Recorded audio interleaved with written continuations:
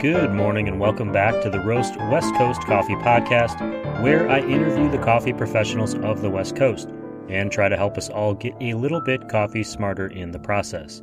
I'm the host of this show, Ryan Wolt, and I try to get coffee smarter by asking coffee experts coffee questions. This week, Chris O'Brien of Coffee Cycle Roasting is back, and he and I are going to start with the topic of milk in coffee. We're going to veer into latte art, the mechanicals of a piston-driven espresso machine, alternative milk drinks, and even capuchin monks. If it hasn't been obvious from previous episodes, or this is your first time listening to the Roast West Coast Coffee Podcast, I want to clarify that for the first year of Chris's coffee shop, Coffee Cycle, it wasn't yet a roastery, I worked there as a barista, trying to immerse myself in the world of coffee. I had asked him if he would teach me the ins and outs of coffee, and he responded by giving me a job one day a week, which turned into several days a week, which led to a lot of really interesting and sometimes weird conversations around coffee. It's why this show exists. So if you're wondering how we get from one topic to a seemingly completely unrelated one, it is because of the hours spent standing 2 feet from each other behind the coffee bar, which gave us the freedom to let conversations wander. I was never a great barista, and I never will be, but those mornings brought me to here, Roast West Coast, where I get to keep learning about coffee and sharing that knowledge with you. If you've been enjoying these shows, I'd appreciate it if you would give this show a rating and review wherever you are listening, or better yet, tell a friend to listen. We appreciate the word-of-mouth growth this show has seen. I'm drinking a Coffee Cycle Roasting Guatemala coffee this morning. It is the new house roast at Chris's shop, and it is proving to be a great every morning coffee. Right now, you should fill your coffee mug and make sure your headphones are charged and the Bluetooth is connected, because it is time for the show.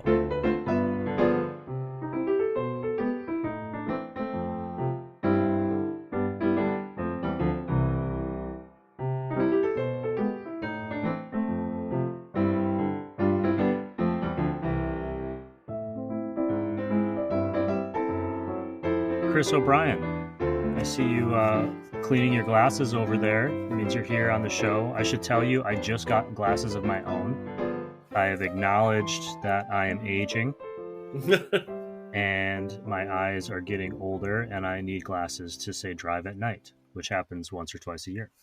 But now that you're back on the Roast West Coast podcast for another episode of Coffee Smarter, I want to ask you about everyone's favorite topic, which is milk. Moooo. And I'm going to ask you to hang on 1 second because apparently my computer is not plugged in and I got to plug it in. I think it was the cow. Meow. Meow. Meow. Moo. I have those moos on record, so I'm using them. Can we just record a whole episode of me mooing? Actually, I want us mooing. I want to moo together. Will you moo with me? Moo. So you are clearly from Wisconsin, my friend. I may have mooed at the sunset with a cow, every now and again. But let's get back to it. Milk. People put milk in their coffee. Sometimes they put regular milk. Sometimes they put whole milk. Sometimes they put almond milk, cashew milk, soy milk. There's a gajillion different milks. I think for a while it was kind of like a joke of like how many alternative milks there were. Macadamia milk. So I want to ask you, what's your opinion? Why do we put milk into our coffees? Why do we do that? And two, alternative milks, your opinions on them? I'm going to kind of let you take the floor and run with it however you want. The topic is milk. Cool. No, I tried, right?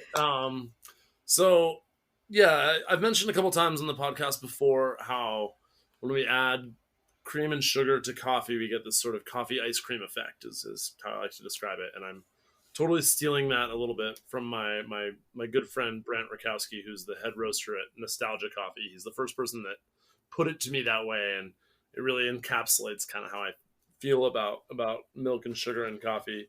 That's a nice little teaser because if anyone's listening, Nostalgia is going to be on the show later this year. The Taylor from Nostalgia Coffee. Yeah, I mean, and they're a great roaster, and Taylor and Brant are both great, awesome coffee people. So, you should have them on the show, and I sort of assumed that you would. But chemically, I'm not super well versed on exactly the composition of milk and what happens to it when you steam. But We do know a few things, which is that the combination of the naturally occurring sugars, lactose, anything that ends in OSE is a sugar, generally. Lactose, the sweetness of lactose, the protein that's in the milk, and the fats that are in the milk all help kind of create this effect when we add it to coffee that tends to pair pretty well with the coffee. And I don't know historically when we started adding milk to coffee. I'm not really sure about that. I know a few things about the origin of cappuccinos and the fact that adding milk to this sort of, it wasn't quite the same as espresso is now, but this concentrated coffee beverage that they were kind of calling espresso back then. I think in Austria they added the milk to the coffee and it made it look this kind of tan brown color. And there was a garment worn by some, I think it was monks, that was capuchin. I don't know how to say the word. It's Capuchin. But basically, adding the milk to the coffee made it look the same color as these robes. And so that's where the name cappuccino comes from, is from this kind of color effect of adding milk to coffee. That's serious? That's like a real thing you just That's told a me? real thing. That's a real thing. It's I'm amazing. pretty certain. I mean, I don't have like a reference that you can look up to verify that, but I'm pretty certain of that. I mean, one of the interesting things about coffee in general is that a lot of this knowledge kind of gets passed down person to person, or you read it somewhere, and there's not a whole lot of like really well concentrated, authoritative coffee texts. Um, there are plenty of texts out there, and some of them are wrong. And so it can be kind of difficult to verify a lot of that. It kind of speaks to just the length of time coffee has been around. The history of coffee is so much longer than that of a lot of other beverages, a lot of other drinks, right? Yeah, absolutely. I'm still trying to imagine kind of that first person who was like making a bitter cup of coffee, while shepherding their sheep and thought, you know what? I'm going to put some of this liquid that comes out of the sheep into this cup of coffee. And maybe that's what did it. So I guess the furthest back that I can go in terms of adding milk to coffee is this. I think it was in Austria, this Capuchin monk thing with the color of the robes and the color of the coffee plus milk. But so let's just accept it as a given that people like this. It has to do with the chemical composition of the milk, but people like it. And they liked it enough that it became this whole thing with steaming the milk in these pressurized espresso machines and adding it to this super concentrated pressurized coffee. And that's really been around for, I think, 80 to 100 years, something like that. I think the piston driven espresso machine is like, I think it's 30s, 40s type of thing.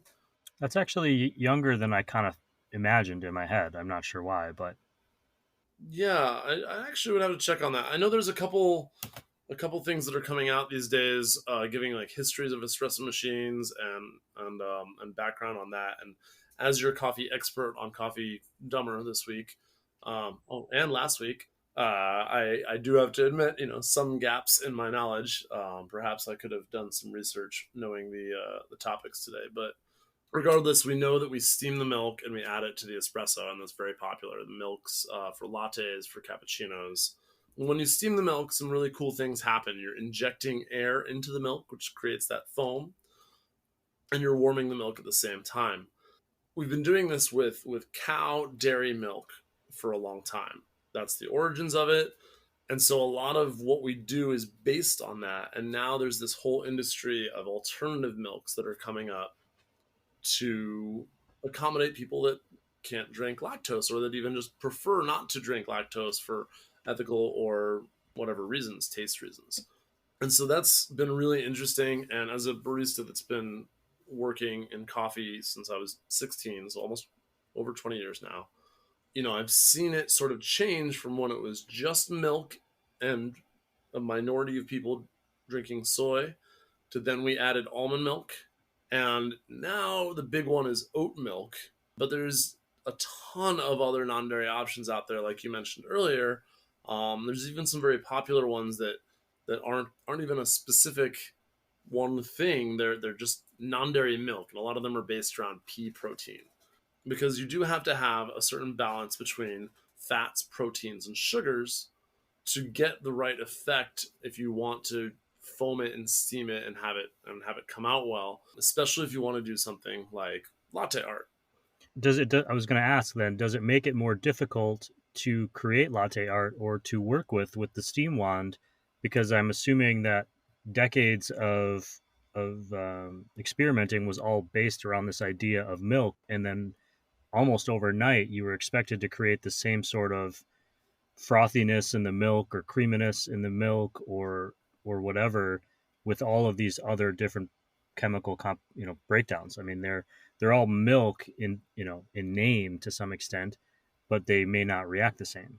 Well, Ryan, first of all, I want to say that I was very nice to you on the last podcast episode. It's true. And so you worked as a barista for a year, and your total inability to form any latte art on any beverage does mean that you do need to ask this question to me now.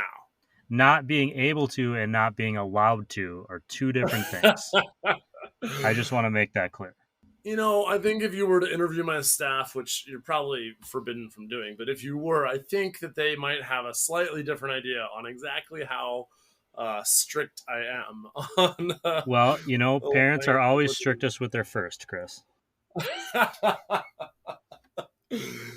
Oh, aren't you older than me? It doesn't matter. Anyway, so, so the answer is to the basic question that you're proposing there is that yes, dairy alternatives are often and usually harder to steam well than regular dairy milk. And some dairy milks are harder to steam than others. Non-fat milk, when you've skimmed all the fat off the top of the milk and it's got 0% milk fat, is very hard to foam well and does not hold its foam well enough to create good latte art. It's possible to create okay latte art, but you're never going to have as quick and easy results as with a whole milk or even a 1% or a 2%. Does that matter for the taste to them? Or is the latte art just kind of like this fun thing that we've decided that we like to do? You know, that is a really, really interesting topic that I'm very excited to talk to you about in just another minute or two. All right, because I want to talk a little bit more about some of these other alternative milks and how they affect it. Because latte art, well, I'll touch on it quickly first now, which is that latte art does not necessarily make your beverage taste better. Sneak preview, it actually makes your drink taste worse. That's what I want to talk to you about later. But having latte art on your drink is a sign that the barista did a good job steaming the milk, because only with well-formed microfoam can you pour latte art. The fact that the art actually has an effect on the taste of the drink, that's something that not a lot of people like to talk about because it sort of sucks that it makes the drink taste worse. It's pretty minor, but there are definitely a lot of non-dairy milks that don't form a good enough foam, a good enough microfoam to make good latte art with. And therefore, it can be sort of looked at as if your barista has not done a good enough job with your drink. So, back when I was first a barista, it was just soy milk was the only option. And soy milk does not steam very well. As time went on, people developed more and more different soy milk options so that there were ones that were barista specific and had been crafted to foam and steam better. Then almond milk came on, and this sort of a similar progression happened with almond milk, because almond milk also doesn't steam that well. There might be some baristas that are listening to this podcast that are like, well, I love how my almond milk steams. Well, when we first had almond milk in cafes, none of them steamed well. And that's a newer thing, that some of them steam well. And generally speaking, I think most baristas will admit that even the best almond milk still doesn't steam quite as well as a nice regular whole milk. The really popular option right now is oat milk. And oat milk, made from oats, does actually steam and foam really well. And it makes great foam, and you can do great latte art with it. There are a couple other options that also foam really well. Our cashew milk that we make foams incredibly well. I don't know why. I mean, I know that it has to do with that balance of proteins, fats, and sugars. But I didn't expect that when we started making it. We were making it for taste, and then the fact that it foamed really well was kind of a, oh, wow, cool. And it's a nice thing because you can mix a really well foaming non-dairy milk with another non-dairy milk that doesn't foam as well and get some pretty good results. So if you have non-fat dairy milk with you and you have a little splash of whole milk, you can make that non-fat milk foam much better by the addition of a tiny little bit of whole milk. It just needs a little bit of that fat to help it. So if you mix our cashew milk with our almond milk, suddenly you get some milk that foams really well. So if you mix oat milk with a macadamia milk, you'll get something that foams really well. And so there are certain combinations that foam better or worse. The problem is that they don't always taste that good. So trying to find one that both tastes good and foams well for non-dairy milks is a bit of a struggle for some people. And so people tend to have brands of non-dairy milk that they really like because it fits for them that balance of well foaming versus well tasting. That all being said, Yeah, we need to get back to the whole makes it taste worse, because nothing you've said makes sense to me in that. If having latte art means you've had better, properly blended milk, how can that make the taste worse? so this comes back to espresso chemistry. Espresso is brewed with pressure, and that means that the naturally occurring oils and fats in espresso get emulsified and create a thin layer of foam on the top of the espresso. It's called the crema. We've talked about it before. The best tasting part of espresso is the naturally occurring sugars, which are a big, heavy molecule that tends to sink toward the bottom a bit. And because that top layer is all emulsified oils, there's zero sugars, zero naturally occurring sugars present in that. And when you're doing latte art, their latte art competitions are judged based on three categories: contrast, symmetry, and complexity. Sometimes they judge based on creativity as well, depending on what latte art competition you're in, but generally it's those three things. And contrast is really important. And so you're contrasting pretty much white milk with a dark beverage. And the dark beverage is the espresso. And so when you're getting good latte art, you're going to have a ring of dark with your white latte art in the center. And the better the latte art, the clearer the definition between that dark ring and that white foam. Well, that dark ring is pretty much only comprised of the crema of the espresso and none of the rest of the espresso.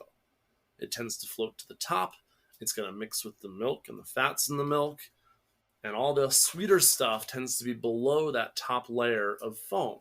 Now, well foamed milk, well poured drinks are fairly well integrated, but that being said, that outer ring is still actually going to have a little bit more bitterness than sweetness. So just to clarify, like, the issue isn't that it wasn't properly made or properly pulled espresso. The issue is that the flavors in a great espresso are blended together equally, so you're getting that same flavor throughout. And Mm-hmm. the process of adding the latte art that creates a separation between some of those flavors. Correct. So there was this all came out a couple years ago. I forget who did it. It might have been this Australian barista champion guy, Matt Perger, but somebody basically did a blind taste test on a bunch of well-made and poorly made drinks. So they foamed.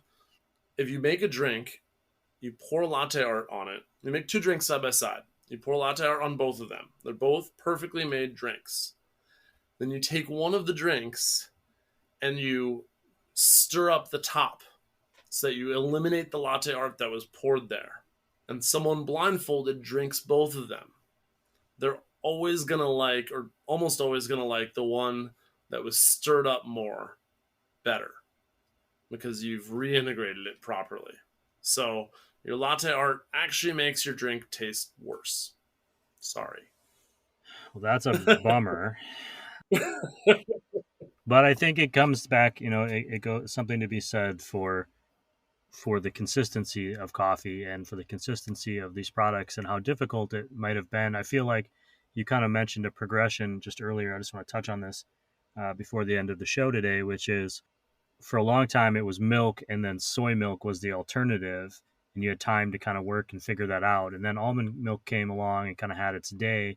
But all of these other non-dairy alternatives have come along fairly quickly. So you were adapting your skill sets kind of on the fly if you decided we want to offer this to our customers, whether it was macadamia or cashew or almond or whatever.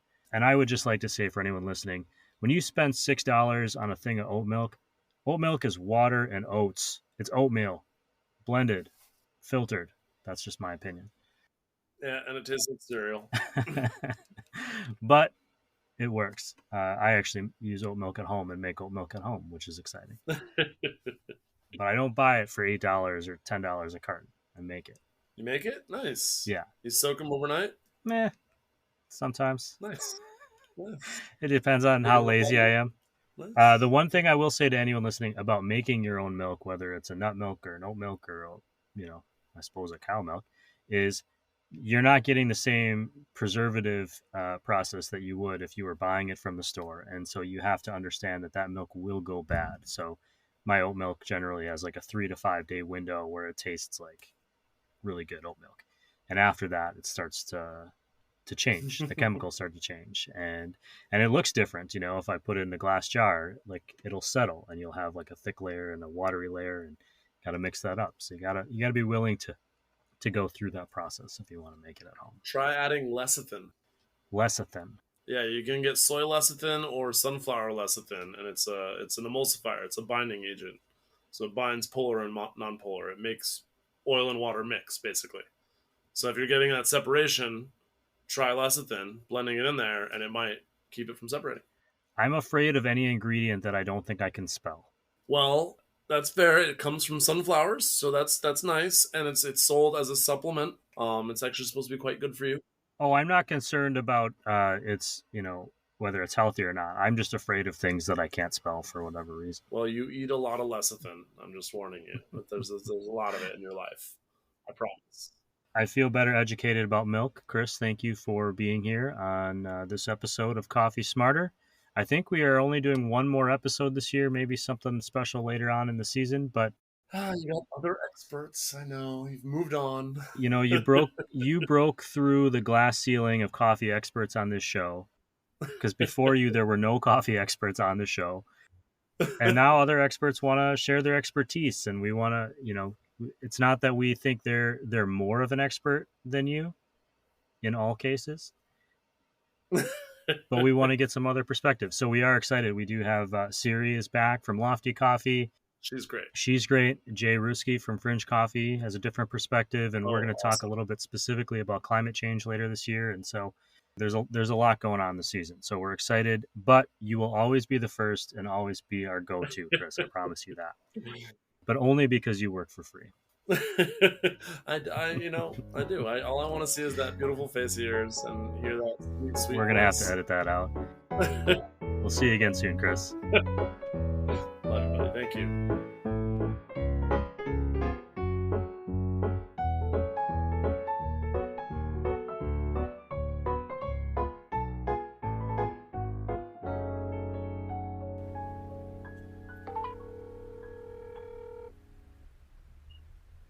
Ryan, good morning. Hey, Chris. How are you today? Pretty good so far. Yeah, just getting her started for the most part. But yeah, everything's pretty solid. Cool. I had a question for you based on one of our recent conversations about milk and latte art tasting. Sure. Well, I'm always happy to answer questions about milk and latte art tasting. Cool. In our Coffee Smarter episode about milk, you mentioned that they determined that latte art makes coffees taste worse, which was sad to hear. But they discovered that by setting up a blind kind of tasting where one cup had latte art left in it after it was prepared, and one had latte art that was all stirred up, so everything was mixed together and then tasted. Right. My question is, wouldn't an accomplished or kind of even a regular everyday, cappuccino drinker be able to tell which was which based on the texture of the drink, kind of therefore impacting the results of the blind taste test? Honestly, I don't think they would really be able to detect the difference in the texture of the drink. A lot of what we do when we're pouring latte art is continuing to agitate the milk before we pour it in to keep an integrated texture between the foam and the liquid milk. And so adding some more agitation by stirring the latte shouldn't actually take away from or change the texture of the surface really detectably. think that that's how I would imagine. But even if someone were to determine the difference, I would imagine that they would more likely, therefore, pick the other one. So if it does bias a blind decision in any direction, I think it would bias it in the direction of choosing the latte art one, which clearly didn't get chosen. Okay, well, that was my question, Chris. I really appreciate your time. Oh, of course. I hope that was helpful, and always love chatting with you about coffee anytime.